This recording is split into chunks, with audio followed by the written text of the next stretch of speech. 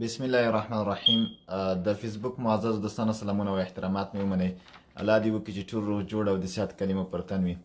ملګرو، تیرو درسي لیکچرو کې موږ په مخارجو باندې خبرې وکړې چې مخارج مو په تفصیلي شکل سره بیان کړه. د مخارجو درسي لیکچر تکمیل شوی او مخارج موږ تقریبا په عمومیاتو کې او په خاص کوم مخارج چې وو هغه ټول عمومي مخارج چې 11 مخارج و هغه موږ ټول په جزئیات سره یو په باره کې خبرې وکړې. نن صفات د حروفو ته داخلیږو. نن په صفات د حروفو یا د عربي ژبې د تورو په صفاتو باندې خبرې کوو چې صفت اصلا څه شی دی او څومره کوم صفاتونه لري. نو په دې باندې نن په صفات د حروف خبرې کوو. اول ابتدا څخه مرګلو کله چې موږ د تجوید لړۍ پیل کړه، په ابتدا کې موږ په احکامو د تورو باندې خبرې کړې دي چې هغې کې مثلا موږ هغې کې اقلاب، ادغام، اخفا، اظهار، همداسې چې کله سکون په باره کې متحرک، همداسې مد په باره کې د شد، همداسې په جزئیاتو خبرې وکړې په هغه مواردو کې. وروسته له هغې نه بیا موږ مخارجو ته داخل شو چې مخارجو کې مو په 11 ټولو عمومي مخارجو باندې خبرې وکړې او 15 هغه خاص یا په اصطلاح هغه عمومي ټول مجموعاً چې کوم مخارج دی په هغې باندې مو خبرې وکړه چې هغه 15 بیا په ټوله کې 15 مخارج و. په 15 کې بیا تقریبا چې نن مجموعه کوم مخارج و هغه 11 مخارج و. په هغه 11 مجموعي یا په ټولو مخارجو باندې موږ په جزئیاتو خبرې کړې دي، هغې کومه ستونزه نه وه. نن دریم اساسي موضوع د تجوید ته داخلیږو چې هغه صفات د حروفو دي، یعنې د عربي ژبې د تورو صفات دي. مخکې د دې نه چې صفات ته داخل شم غواړم چې مختصرې په مقدماتي شکل د صفاتو په هکله خبرې وکړم چې صفات یعنې څه. اصلا مرګلو صفت کلمه موږ تاسو په خپله ژبه کې د صفت په توګه کاروو. صفت اصلا دې ته ویل کېږي په خپله لغتا چې هغه پیوست وي یا تړلی وي په غیر پورې، یو غیر پورې تړلی وي. دا په دې معنی چې که چېرته یو غیر شی وجود ولري نو صفت وجود لري، او که غیر شی وجود ونه لري صفت نه موجودیږي. یعنی د غیر شی په موجودیت سره صفت موجود، په عدم موجودیت سره صفت عدم. نو مطلب ده چې صفت یو دغسې مستقل او خپلواکه شی نه ده چې په خپله قیمي مقامي په خپله قرار ولري. دا په یو بل شي پورې پیوست دی. دغه اصل د بل شی دی، غیر شی دی، اصل دا دی، نه صفت. که چېرته دا وجود لري صفت وجود لري، او که دا نه لري صفت مستقلا منځته نشي راتلی. مثلا که زه ووایم چې فلانی یو ښکلی سړی دی یا اخلاقي سړی دی یا مثلا تعلیم یافته سړی دی، عالم دی. زه وایم چې مثلا فلانی عالم دی. څوک عالم دی؟ عالم یو صفت دی. څوک نو دا به یو کس وي چې څوک صحیح، او که دغه سړی نه وي نو دغه عالموالی په خپل ذات چې یو صفت دی دا نه واقع کېږي، یعنی منځته نشي راتلی. پس صفت دا معنی چې همیشه په یو غیر پورې باید تړلی وي. که غیر وجود ولري صفت وجود لري، که یو بل شی وجود ونه لري صفت وجود نه لري. مثلا که زه وایم چې دا دیوال سپین دی، دغه سپین دغه صفت دی، دا اصل شی چې دی هغه دیوال دی. نو که دیوال وجود ولري د سپینوالی وجود لري، که دیوال نه وي دغه صفت وجود نه لري. نو موږ بیا نشو دغه صفت یو چی شي ته نسبت ورکو. طبعا یو شی باید وجود ولري چې تر څو دغه صفت هغې ته نسبت وشي. نو صفت لغتا دا معنی چې په یو غیر پورې باید تړلی وي. یعنی مطلب ده که ته ښکلی او تور او سپین د هر څه وایي، په حقیقت کې یو اصل پورې باید دغه صفت پیوست وي تر څو چې یو اصل وجود ونه لري خود به خود صفت منځته نشي راتلی. دا مهمه. او موږ چې کله مرګلو دلته اصطلاحا یعنی د علم تجوید کې د صفات د حروفو یا د عربي ژبې د تورو صفاتو یادونه کوو، دلته موږ هدف څه شی دی؟ دلته زموږ هدف دا دی چې موږ په مخارجو کې خبرې وکړې. په مخارجو باندې ما درته ویل چې مخرج هغه ځای ته ویل کېږي چې هغې نه اواز یا صوت د توري راوځي، یو حرف اواز راوځي، یو حرف خارجیږي. صحیح شو؟ هغه ما درته ویلې چې هغې ته مخرج وایي. اوس صفت کله چې اصطلاحاً په علم تجوید کې موږ په دې باندې بحث کوو، هدف مو دا دی چې دغه حرف چې د کوم مخرج نه راوځي دا په کوم کیفیت راوځي. نو موږ د یو مخرج نه د عربي ژبې د توري د اواز په کیفیت باندې خبرې کوو چې دې ته اصطلاحاً صفت ویل کیږي. مطلب دا چې کله مخرج څخه یو حرف یعنی راوځي دغه صوت یا دغه اواز په کوم کیفیت سره راوځي، نو اصطلاحاً صفات د عربي ژبې د تورو د کیفیت او ماهیت څخه بحث کوي چې دا په کوم کیفیت خارجيږي. صحیح دی، مثلا که زه وایم چې شین یا مثلا زه وایم چې شین یا وسط اللسان مثلا د منځنۍ حصې د ژبې نه خارجيږي، مثال یا جیم مثلا وایم چې وسط اللسان نه خارجيږي اج، نو دا په کوم کیفیت خارجيږي، یا شین اش په کوم کیفیت سره خارجيږي، آیا دا همس دی که دا جهر دی، مثلا په کوم کیفیت سره په کوم یانده، نو دا او سا بندیږي که سا خلاصیږي، نفس قید شي او که نفس باید وچلیږي، جریان پیدا کی، یا انحباس دی نفس دی که جریان دی نفس. نو مطلب دا نو دا ډیر اړین موضوع مده مرګرو چې اصطلاحاً دا منه چې دغه توری د مخرج نه په کوم کیفیت او ماهیت سره باید ادا شي. نو مطلب دا چې صفت اصطلاحاً د عربي ژبې د تورو د کیفیت او ماهیت څخه بحث کوي. دا ډیر اړین موضوع. اوس مرګرو دې ته راځو چې صفات په څو ډوله دي. صفات اصلا په عمومیاتو کې ډیر په عمومي ډول په دوه ډوله دي، چې یو ذاتی یا لازمی صفات دی او دویم عرضی صفات دی یا عرضی. اصلا دغه موږ تاسو ما درته وی چې دوات په عربي ژبې دا اصلي توری دی، خو موږ تاسو په کله چې دوات وایي موږ تاسو زواد غوندې لکه تلفظ کوو، لکه موږ اصلا فضل دی موږ وایو چې فضل، دا د الله فضل دی کنه، عربي کې فضل لکه فضل داسې شی نشته. نو موږ کله چې عارض یا عرضي یا عریضه وایو لکه داسې موږ عریضه وایو، عرضي اصلا عرضي لکه دوات دی نه زوات، لکه زوات نشته مو خو کله نه کله ولا ضالین کې ولا زوالین وایو، دا مو خپله اشتباه دی، عربي ژبې اصولو کې دغسې څه نشته. نو مطلب دا که ووایم چې عرضي خو مطلب دا چې عرضي. نو دا صفت په مجموع کې په دوه ډوله دی، یو لازمي یا ذاتي صفت دی.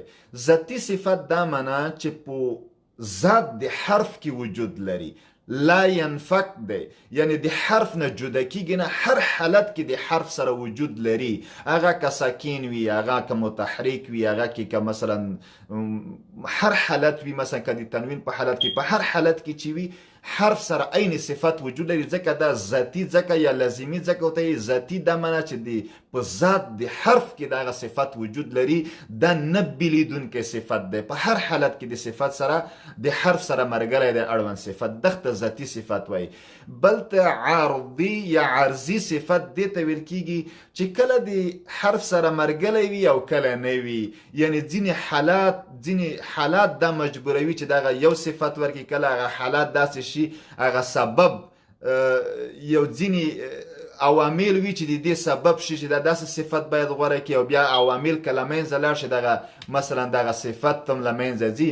مثلا که زه مثلا ترقیق او تفخیم په باره کې را چې دی همیشه ډکه نه ویل کېږي، را لکه ډکه موږ وایو چې را، خو په هغه صورت کې چې را باندې فتح وي دا ډکه ویل کیږي، کرا باندې ضمه وي دا ډکه ویل کیږي، خو کرا باندې کسره یعنی زیر شي دا بیا تشه ویل کیږي. وګوره دغه تفخیم صفت داسې عرضي دی، مثلا که مثلا رای مفخمه وي یا مثلا یا ضمه ولري پیخ ولري، نو دغه صفت ورسره شته، که کسره ولري دا صفت بیا نشته.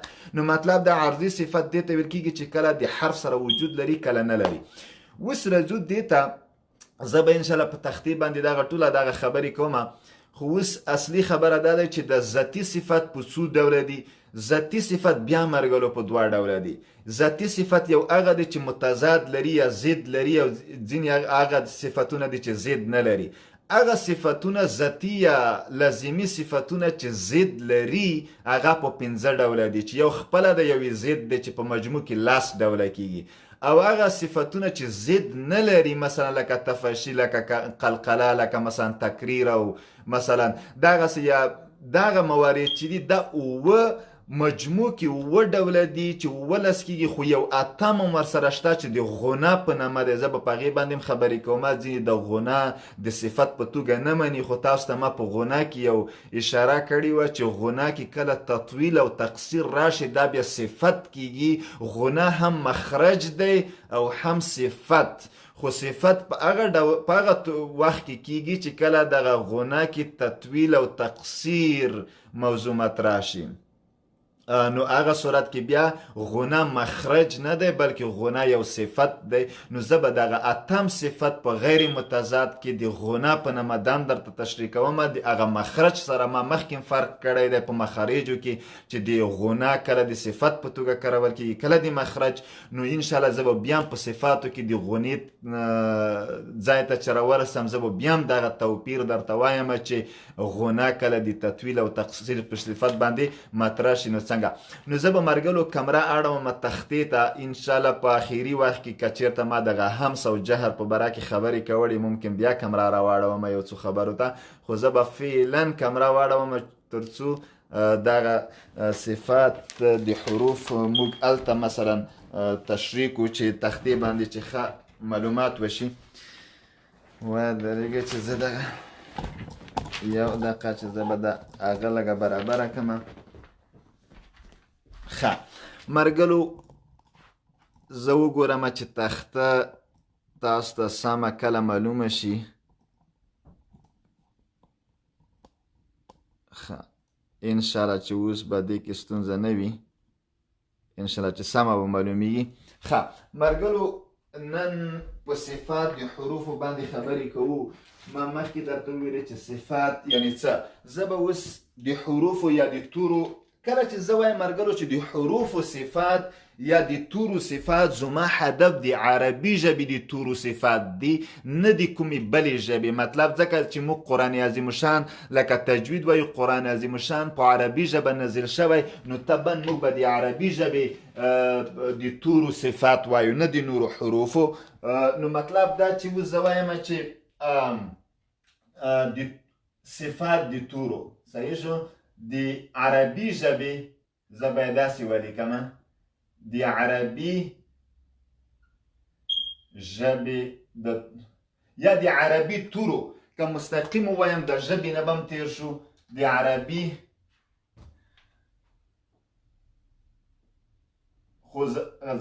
د عربي ژبې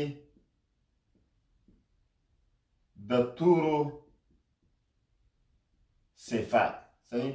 مرګلو مخکې مې درته وویلې چې دا صفات په مجموع کې په 2 ډوله دي صحیح شو. په مجموع کې ما درته وویل چې په 2 ډوله دي. یو ذاتي صفات دي، ذاتي یا ځینې وخت کې لازمي ورته وایي لازمي صحیح. ذاتي صفات یا لازمي صفات. زه به دا چې تاسو الف فکر ونه کړئ دا به لږ داسې کوک کمه یا به دلته یو هغه ورکمه قوس چې تر څو دا تاسې اډه نه شي. ذاتي صفات یا لازمي صفات. او بل چې دی عرضي عرض چې موږ تاسو ورته وایو چې عرضي صفات دي. اوس مرګلو دغه ذاتي صفات بیا هم په 2 ډوله دي صحیح شو. دا بیا هم په 2 ډوله دي. په دا یو هغه صفت دی چې زید ولري، هغه صفات چې متضاد لري، هغه صفات چې متضاد یعنی زید متضاد ولري یعنی زید ولري. هغه صفات چې متضاد نه لري یعنی زید نه لري صحیح شو. دغه ذاتي صفات بیا هم ما درته وویل چې مطلب دا چې ذاتي صفتونه یا لازمي صفتونه بیا هم په 2 ډوله دي. یو هغه ذاتي صفتونه دي چې ضد لري، یو هغه ذاتي صفتونه دي چې ضد نه لري. کله چې موږ په علم تجوید کې اکثره د صفاتو په باره کې خبرې کوو موږ معمولا د ذاتي صفاتو په باره کې خبرې کوو. ځکه عرضي صفات که فکر مې تاسو ته ما اکثره هغه زر دلته لیکم هغه موږ په احکام د حروفو کې هغه ویلي دي. ښه مرګلو اوس دا چې زید لري هغه کوم دي صحیح شو. مثلا یو که زه دلته ولیکم الحمس الحمس صحیح شو الحمس دی دا یو صفت دی دیس متضاد چی شده الجهر صحیح الجهر مثلا حمس او جهر دا دی یو بل متضاد دی مثلا حمس ځان ته یو صفت دی خو د دې ضد چې دی دا متضاد دا په 15 ډوله دی کوم چې متضاد یعنی ضد لري دا 15 ډوله دی حمس او جهر حمس یو دی صفت دی او متضاد جهر دی هغه حروف چې هغه صفت دی حمس لري یعنی محموسه دی او دا مجهوره دی باندې به ان شاء الله موږ خبرې کوو چې کوم دا صفت لري حمس لري کوم جهر لري دی باندې به خبرې کوو دی کې کومه ستونزه نشته او دویم اشد خان بل چې دی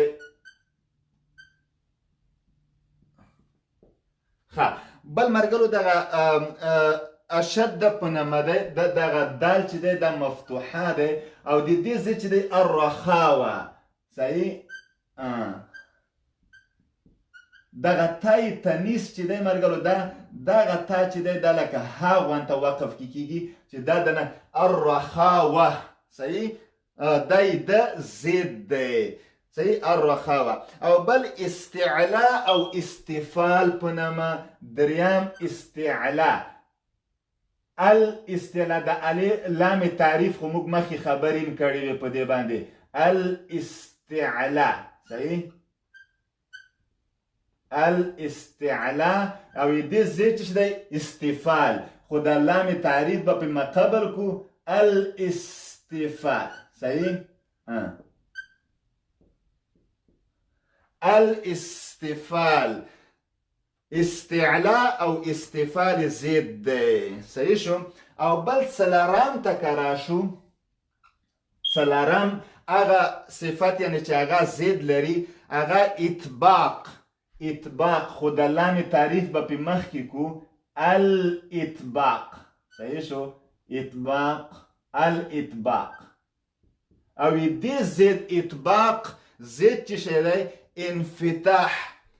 انفتاح نه بل لام تعریف مخکې کوماته چې عربي کې ډیر د لام تعریف استعمالیږي نو الانفتاح بشي صحیح شو او اخیری تکرار شو مرګلو اخیری د اصلا اخیری صفت چې د صرفي موضوع دی نه ډیره تجویدي اړخ ډیر نه لري خو دام ځینو مواردو کې مطرح کیږي نو چې مطرح کیږي موږ په دې باندې خبرې وکړو اخیری د پنځم ازلاق په نامه بیا به لام تعریف په مخ ازلاق صحیح شو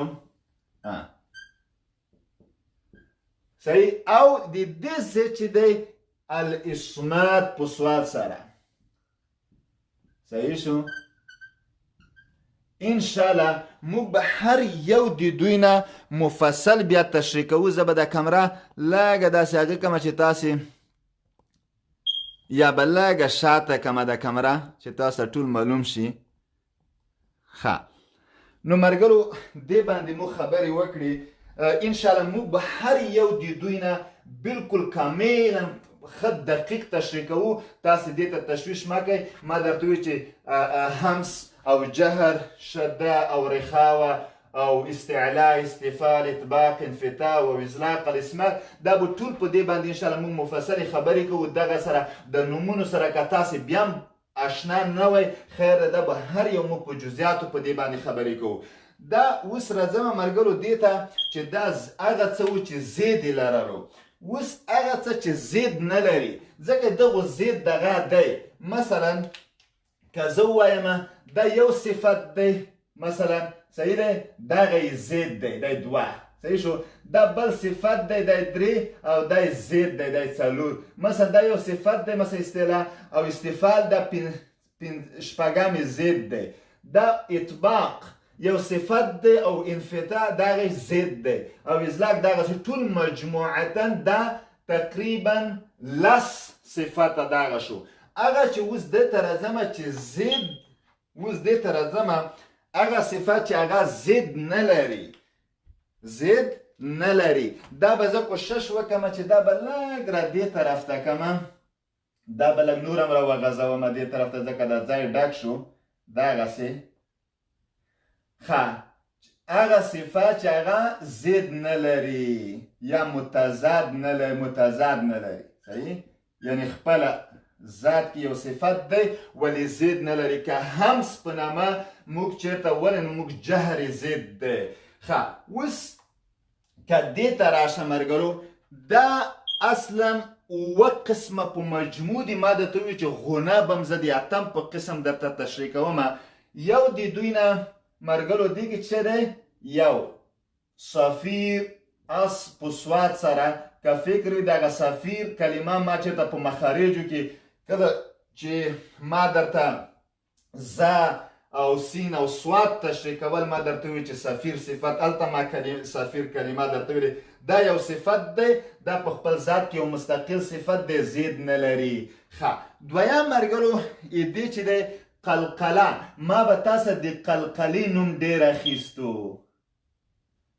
اوس د بل چې دی القلقله نو قلقله د یو بل صفت دی مستقل چې قلقله په کومو حروفو کې قلقله کېږي او بل اللین په نامه که فکر یې ملګرو ما تاسو د مد لین په نامه یو څه شی ویلی وو خو ما درته چې مد لین په کومو حروفو کې کېږي مثلا په واو او یا وي که نه ما قبل مفتوح وي په دې باندې مو خبرې کړي دي په د لین په باره کې ما هغې وخت کې در سره خبرې او بل انحراف دا معنی چې یعنی مطلب دا چې انحراف چې یو سړی مثلا منحرف شي دلته هم یو صفات منحرف کیږي ښه پنځم ملګرو دې ته تکریر به په را کې به ما کله درته ویلې چې دا تکرارن راځي دې کې یعنی تکریر راځي ښه شپږم التفشي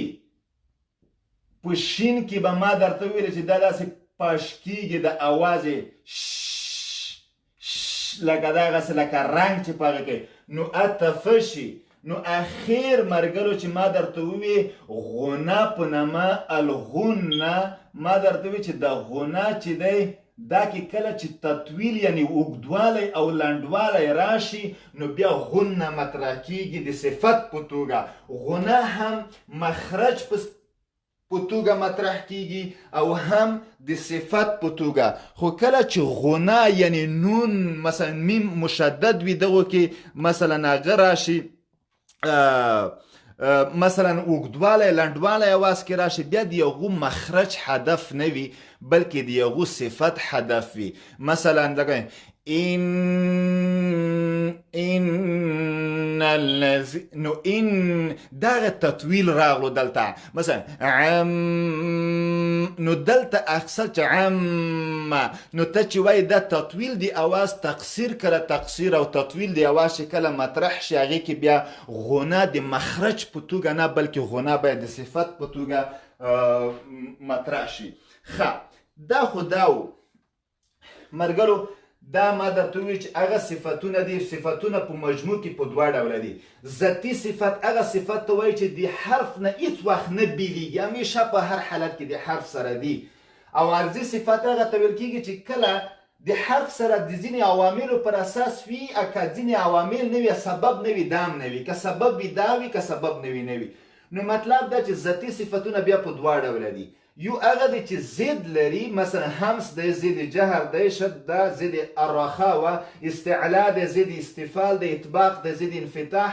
یا ازلاق دی ضد اسمات دا ضد لري ځینې دی ضد نه لري لکه صفیر و قلقله و لین انحراف و تکریر و تفشي او غنه دا چې دی د خپله ضد نه لري چې مقابل کې زه ضد ولیکم نو و دا شو او دغه پنځه دی ضد سره لاس ولس یو بل صفت هم دلته باید وی چې د یو صفت معنی د استطاله په نامه یو بل هم پاتې شوی دی او ما وی چې دا څنګه دلته به زه باید ولیکم اتم ځکه چې لاندې نه راځي ملګرو مجبور یم دلته یې ولیکم الاستطاله په نامه الاستطاله خو دلته یو مشکل پیدا شو چې ما دلته ولیکلو چې اوس به زه د عرضي صفات څنګه کوم کاشکې دلته چیرته ځای وای چې دا تامه دلته لیکلی وای دغه هغه چې متضاد نه لري، خو په هر صورت مشکل نه دی ملګرو. ارضي صفات په باره کې دغه په باره کې ما مخکې خبرې کړې دي، مشکل نه دی، مشکل نشته، صحیح دی. دا د دغ سره دی، صحیح. دا ارضي صفتونه مثلا دا منه چې کله وي که سبب وي او که سبب نه وي هر وخت نه واقع کېږي لکه هغه ذاتي صفتونو غونته نه دي. مثلا دې کې مثلا موږ اخفا ویلی دی. اوس اخفا خو هر وخت مثلا دا یو موقت صفت دی، یو عرضي صفت دی. مثلا که نون ساکن او تنوین نشاته د اخفا حروف راشي اخفا کېږي، که نون ساکن تنوین نه وي نور په هر حالت کې نه کېږي. وګوره دایمي خبره نه ده. مثلا که اظهار په نامه صحیح شو، اظهار یا مثلا ادغام چې موږ دې باندې مفصلې خبرې کړې دي کې هیڅ ستونزه نشته. اظهار، ادغام، اخفا یا مثلا اقلاب صحیح دې په باره کې. خو مهمه خبره چې دې کې دی چې تر اوسه یا مثلا سکون یا مثلا دغه او یا چې مهمه خبره چې تر اوسه موږ خبره نه دی په دې باندې کړی او وخت نه وخت به ما یادوله هغه ترقیق په نامه دی. ترقیق که عربي ژبې ته واړو الترقیق الف لام بم پې مخکې کمه. التفخیم په نامه چې دا موضوع ډېره تفخیم مهمه موضوع دی. التفخیم صحیح.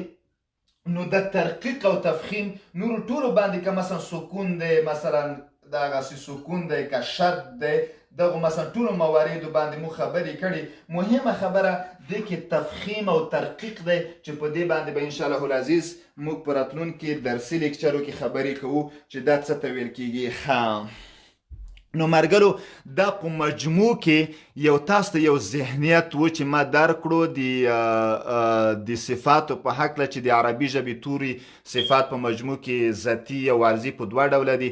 بیا دغه ذاتي چې دی بیا په دا خپل ذات کې بیا په دوه ډوله دي چې یو متضاد ضد ولري چې هغه 15 ډوله ضد سره لاس کېږي او بل چې ضد ونه لري چې هغه په مجموع کې ماته چې په اوه قسمه دي. خو ځینې خلک غنا دي او صفت په توګه نه کوي، ولې غنا کې کله چې تطویل او تقصیر راشي بیا مخرج نه دی بلکې دا صفت دی چې هغې باندې به انشاءالله خبرې کوو. او بل عرضي چې د اخفا، اقلاب، اظهار او ادغام او سکون او شد مثلا ترقیق و تفخیم دی چې په هغې باندې به انشاءالله خبرې کوو. ملګرو دې په خاطر چې ویډیو اوږده نشي زه به ډېرې خبرې نه کوم، خو اوس به همس او جهر دغه ابتدا اوس به هغه ذاتي صفاتو ته راځم. په ذاتي صفاتو کې هغه صفات چې هغه متضاد لري هغې کې اول نمبر چې دی همس او جهر په نامه دی. په همس او جهر باندې به زه اوس خبرې کوم چې همس څه ته وایي او جهر. راځئ چې اوس انشاءالله العزیز د دغه نه شروع کړو، داسې به پسې ځو بیا به داسې متضاد چې نه لري مثلا صفیر او قلقله او لین انحراف تکریر او تفشی او استطاله او غنا باندې. او بیا خو دا موږ ویلي دي دغه نوره دا مشکل نشه په احکام د حروفو کې انشاءالله ترقیق او تفخیم چې دا پاتې دي په دې باندې به هم خبرې کوو. نو اوس به راشو ذاتي صفتونو ته. په ذاتي کې هغه چې متضاد لري نو همس او جهر ته. نو دغه تخته به زه پاکه کړم ځکه چې موږ سره د همس او جهر د تدریس لپاره تختې کې ځای نشته. نو زه به دا پاک کړم انشاءالله په هغې باندې به خبرې وکړو. ښه همس ملګرو همس اصلا چې شته ویل کېږي همس لکه همس نرمي ته وایي. نرمي ضعف یا کمزوري والي ته، کمزوری ضعیفه یا نرم صحیح نرم. نو ذاتي صفات دي په ذاتي کې هغه چې ضد نه لري. په ضد کې بیا مثلا اوس همس او جهر باندې راځو. صحیح شو. د عربي ژبې د تورو صفات اوس به راشو همس او جهر. ښه اول خو مثلا دا اصلا همس او جهر د هوا د انحباس او جریان پر اساس باندې دي. صحیح شو. مثلا زه وایم چې مثلا که زه داسې ولیکم الهمس والجهر صحیح. دغه د جهر دغه دوه صفتونه دي چې دا د یو بل متضاد دي ملګرو، د یو بل په ضد کې واقع دي. اصلا همس زه معمولا ما درته ویلي چې زه ډېر د تعریفونه نه لیکم او نه دې موقع وي، خو زه ډېر تشریح کوم. تاسې کولی شئ چې کتابچې کې دغه شی ولیکئ. همس اصلا نرمي ته وایي، ضعف یعنی کمزوري، نرمۍ ته ویل کېږي. او جهر بیا د دې ضد دی. مطلب دا چې هغه تیزوالی ته مثلا سختۍ ته البته هغه چې نرمي وي دا سختي. نو په دې زه مرګلو کمره اړومه یو څو مختصرو ټکو ته، ځکه چې تاسې باید پوه شئ په دې باندې چې زه څه وایم دغه همس او جهر باندې. ښه مرګلو وبخئ، همس او جهر دا د یو بل متضاد الفاظ دي چې د یو بل په مقابل کې کارول کیږي، ځکه چې دا ذاتي صفاتونو کې هغه صفات دي چې هغه ضد ولري. نو همس نرم ته ویل کیږي، نرم، او یا ضعیف کمزوري ته ویل کیږي. جهر د دې سخت یعنی ضد دی. خو دلته همس مرګلو دلته دوه رګونه دي. دلته د صوتي په حنجره کې تاسې به حنجره نوم ریدلی وي. یو څوک چې ښه زمزمه کوي، ښه ترنم کوي، موږ وایو دا ډېره ښه حنجره لري. مطلب دا دغه حنجره د صوت یا د اواز په ښکلوالي کې ډېر اساسي رول لري. چا چې حنجره ښه وي هغه ډېر ښکلی اواز لري. اصلا معمولا که سندرغاړي مو وایو، ځینې دغه سندرغاړي یا نطخوانان یا مثلا څوک ترانې وایي، هغه ډېرې ښې یعنې ښکلې حنجرې لري، یا هغو اواز صفا وي، ډېر ښکلی اواز کوي. نو حنجرې کې دغه دوه رګونه مثلا دغه الوترین صوتیین، دغه دوه رګونه چې دي مرګلو دغه د صوتي دغسې او د کومې حنجره مثلا چې دی دغه رول لري. دغه دوه رګونه که تاسې چېرته اورېدلي وي هغه قاري صاحبان چې زیاته قلقله کوي یا په جهر سره زیات دغه قرات کوي، زیات تطویل کوي، وګدوي د اوازونه، یغه دلته د رګونه پړسیږي. دغه رګونه نو دا په همس او جهر کې ډېر اساسي رول لري. مثلا دغه رګونه که فکر مو وي مرګلو د ځینې وخت کې که څوک یعنی خدای نه که یو څوک د معلوم نه وي یا بیهوشه وي، نو بیا یو څوک چې راځي چیک کوي چې دا دې کې ساه شته که نشته، نو بیا دغه ځایونه یې چیک کوي. دغسې یو لاس کېږدي د دې په خاطر چې دلته دوه ډېر د نفس یا د جریان دپاره دوه اساسي رګونه شته. نو کله چې څوک قرات کوي دا رګونه معمولا پړسیږي. دغه دکې دوه رګونه دلته ستر رګونه په دواړو کې نو دغه شته. نو دا ډېر اساسي رول لري مرګلو. کله چې زه وایم چې وترین صوتیین یا په عربي کې دغه دوه رګونو نه هدف دوی چې حنجره کې دي صحیح دغسې داخل له طرفه دا ډېر اساسي رول لري په همس، خاص کر په همس او جهر کې. نو مرګلو هدف می دا دی چې تاسې څنګه پیدا کړئ چې همس کوم دی کوم جهر کوم دی. ما درته وی چې همس نرمی ته ویل کیږي. نو دا هغه حروف لس حروف په همس کې هغه لس حروف دي چې ځینې خلک دې دپاره وایي چې سکته شخص فحثه شخص، یا وایي چې فحثه شخص سکت. نو دغه لس حروف چې دې جملې کې مجموعاً راټول شوي دي، دا لس حروف مثلا داسې دي. که زه وایم چې مثلا سین یا شین اواز وکړم اوس که ته خولې ته د شین په اواز ادا کولو سره هغه کې دغه نفس دغه جریان د هوا چې دی جریان د هوا جریان پیدا کوي.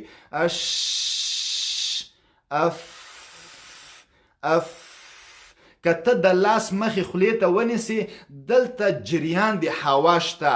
دا هوا چې راوځي د هوایي کڅوړو نه دا جریان پیدا کوي، موانع نه لري. نو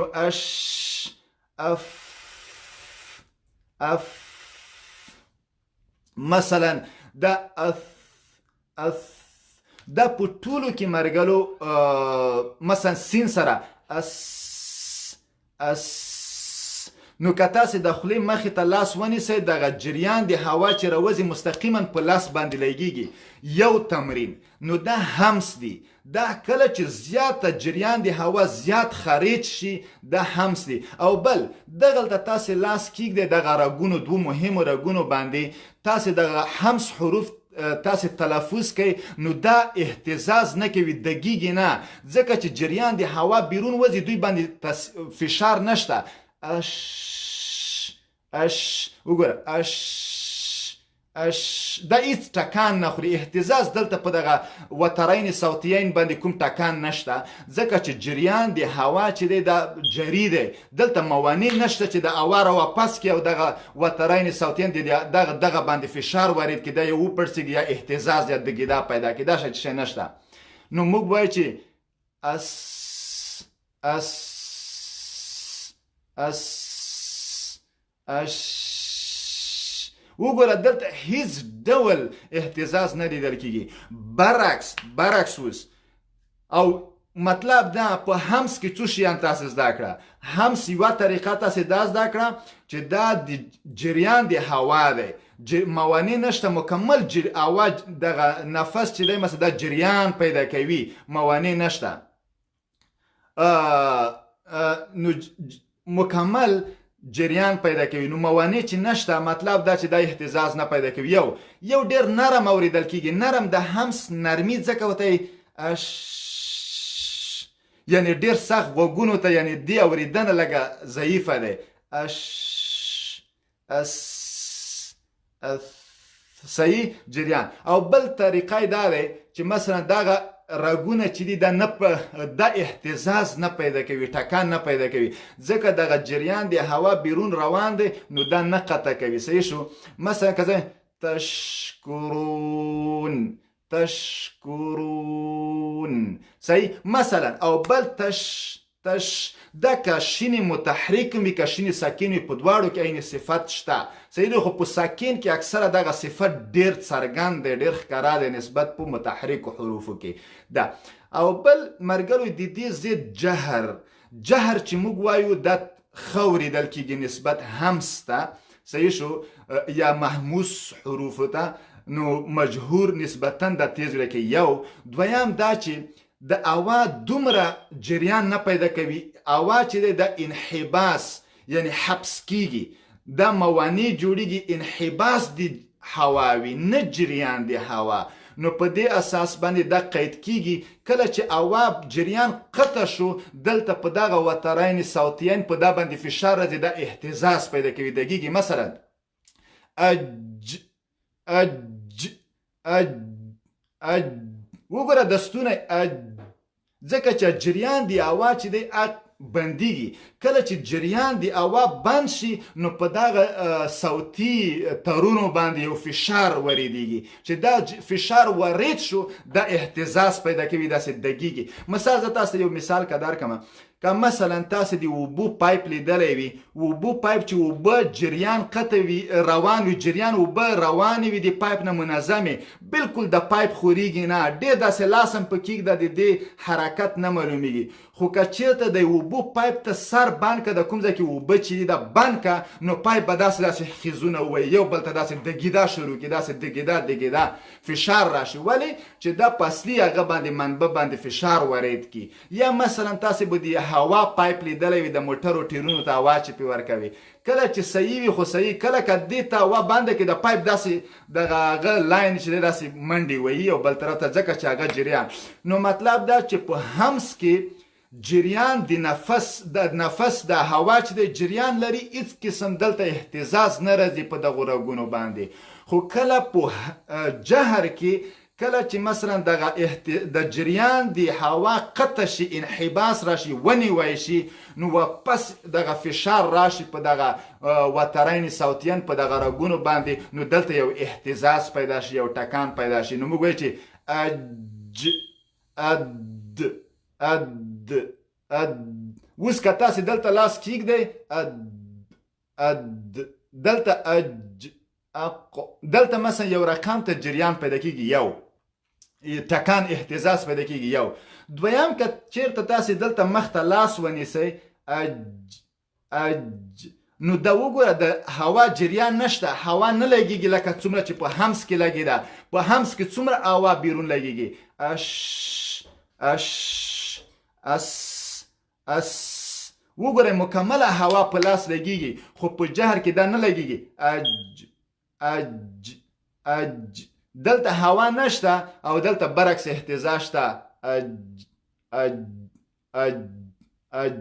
صحیح. نو دا اساسي موضوع مرګلو چې ما درته وویلې. اوس به زه په تختې باندې دا خبرې درته وکړم. ښه دا خو الحمدلله په دې باندې پوه شو چې مثلا دا څنګه وکړو او څنګه ونه کړو. ما مرکرونه څه شو دغه دی. ښه نو مرګرو ما درته وویل چې همس کې دا خبره ډیره مهمه ده چې په همس کې دا هوا چې دی په همس کې جریان پیدا کوي. صحیح شو؟ جریان د نفس ویل کی، جریان د نفس. صحیح شو؟ نفس. او دې کې جریان د نفس وي. خدای دې وکړي چې د نفس ته تاسو نفس ونه وایي. نفس بیا شخص ته وایي کل نفس لکه ذائقة الموت. نفس نه نفس په فتح دفاع سره جریان د نفس. صحیح شو؟ او جهر کې بیا څه دی؟ د اواقته کېږي انحباس د نفس دی. صحیح شو؟ انحباس د حبس نه اخیستل شوی دی. حبس نیولو ته وایي چې تیر شي ونیول شي. محبس تاسې به حبس نه ما اورېدلی وي فلانی حبس، محبوس، محبس جیل ته وایي. محبوس څوک چې بندي شوی. حبس نیول. انحباس انفعال په وزن دی نو نیونه. صحیح شو؟ لکه مصدر غوانته انحباس د نفس. صحیح شو؟ نو دې کې جریان دغه نفس، انحباس د نفس یا جریان د نفس، نو دې کې دغه سا چې دی سا جریان پیدا کوي او دغه وترین صوتیین چې د اهتزاز نه لري او دا ضعیف اوریدل کیږي. دا برعکس ډیر قوي اوریدل کیږي. دویم دا چې نفس انحباس نیول کیږي او دریم دا چې دې کې دغه وترین صوتیین یو اهتزاز یو ټکان پیدا کوي ځکه جریان د هوا قطع شي ونیول شي هغه طرف ته. ده نو مرګرو دا کې همس ته که چېرته راشمه دا لس حروف دي. څو؟ لس توري دي او بقي ټول توري په هغه کې دي. ښه په جهر کې. صحیح شو؟ ښه دا لس توري کوم توري دي؟ نو که زه درته وایم زه به یو جمله درته ولیکم چې دا لس توري کومه دي. مثلا سین کاف تی. صحیح. سکت. ښه او فی حی سی او دغه هی. صحیح شو؟ دغسې. فحثه شخص شین خی صاد. شخص یو سین کاف دوه تی درې د فا یا فی څلور ح یا حی پنځه سی یا سا شپږ ها اوه شین اته او خا یا خی نه او سواد سره لس. دغه لس توري چې دی سکت فحثه شخص یا فحثه شخص سکت چې سره رقم ته تاسو وایي جمله ده. صحیح شو؟ دغه لس توري ما په جملې شکل سره درته ولیکل چې بیا درنه هیر نشي. دغه لس توري د همس کې راځي. په دغو ټولو کې همس اس، اک، ات، اف، اح، اف، اه، اش، اخ، اص. په دغو ټولو کې مرګرو همس راځي یعنی جریان د نفس یعنی جریان د هوا کیږي. دې کې دغه وترین صوتیین اهتزاز نه کوي. دا په غوږونو نه ضعیف اوریدل کیږي. دې کې جریان د نفس وي. د درې شیان ځکه جریان د نفس، وترین صوتیین اهتزاز نه کوي، په غوږونو ډیر ضعیف اوریدل کیږي. دا همس دي. اوس به وایي چې ښه دغه نور څه دي؟ اوس جهر کوم حروف دي؟ جهر مرګرو دغه بقي 19 حروف چې ما درته وویل چې تقریبا لاس 19 نهویش بقي ټول حروف. بقي 19 حروف چې دي دغه یا توري دغه ټوله په دې کې راځي. مثلا د دغو لاسونه سوا ټول مثلا اج جیم مثلا دال مثلا زال مثلا را دغسې پسې ځه. صحیح شو؟ دغه حروف که دې کې مثلا تاسې کولی شئ چې یو مثال دې کې اس نو دا اس نو تاسې د سین اواز وګورئ، جریان مستقیما د هوا مستقیما په لاس باندې حس کیږي. اس که تاسې دغه رګونه ونیسئ دلته کوم اهتزاز نشته، دا همداسې دوه. دریم دا چې دا لږ په غوږونو باندې ضعیف اورېدل کیږي، اس صحیح. او که چېرته دلته راشئ مثلا لام زه ووایمه، صحیح شو، اوس ګورئ لام ته مخ ته چې هوا دغه خولې مخې ته لاس ونیسي، دلته هوا نشته، جریان د نفس یا جریان د هوا نشته، د هوا قید یو. دویم دا چې د لام اواز د دې نه ډېر دقیق اورېدل کېږي په غوږونو. وګوره دا دروند اواز دی، دا ضعیف اورېدل کېږي. دا قوي اواز دی، دا همداسې دوه. دریم دا که تاسې دغه رګونه ونیسئ دا اهتزاز لري، دغه یو دلته اهتزاز شته. نو دا یو مثال و مرګلو. دغه لاس حروف دا همس والا دي او بقي ټول حروف چې دي هغې کې جهر دی. نو زه که درته ووایم لږ نورم واضح، هغه دا دی چې دا حروف ته محموسه، حروف دغه ټولو ته المحموسه، ځکه مؤنث دی. ما ته وایي چې ټول حروف په عربي کې مؤنث دي. که زه وایم سین المحموسه، مثلا فا المحموسه، مثلا دا ټول هغه دي. ما درته ویلی چې فتحه چې څه شی ولري مفتوح وي، ضمه چې څه شی ولري مضموم وي، کسره چې څه شی مکسور. نو همس صفت چې څه شی ولري هغه محموسه، صحیح شو، هغه محموسه وي. او دا که د جهر صفت شی ولري هغه مجهوره، المجهوره، مجهوره، صحیح. نو دا اصلا ما مفعول حالت ته واړولو. نو تاسې هم کولی شئ چې مفعول حالت ته واړوئ، په اسانۍ سره دې کې کومه ستونزه نشته. المجهوره، المحموسه، صحیح شو. دې کې همس شته، دې کې جهر شته. مرګرو دا د نننۍ ورځې درس و او انشاءالله چې دې کې به کومه ستونزه نه وي. درس اسان و، د همس او جهر دومره سخته خبره نه وه. تاسو زه مطمئن یم چې تاسې همس زده کړی وي، زید جهر دی، بیا مو جهر زده کړی. او که همس نیمه ښه دماغ نه وي خله شوي، په جهر مو دماغ خله شوي وي، نو بیا مو همس هم زده کړی، ځکه چې همس زید د جهر دی. نو مطلب دا د لاس حروف چې ما درته په یو جمله کې ولیکل، دغه لاس حروف په همس کې دي او باقي ټول حروف هغه په جهر کې راځي. نو ما درته دا موارد واضح کړه، دوی توپیرونه. نو الله دې وکړي چې په دې مو دماغ خله شوي وي. که څه ستونزه وه زه مو بیا هم خدمت کې یم تر بعدي درس چې راتلونکي چهارشنبه د افغانستان په وخت د شپې په 7 بجو پیلیږي. تر هغې مو په لوی او متعال خدای سپارمه. ښه وختونه.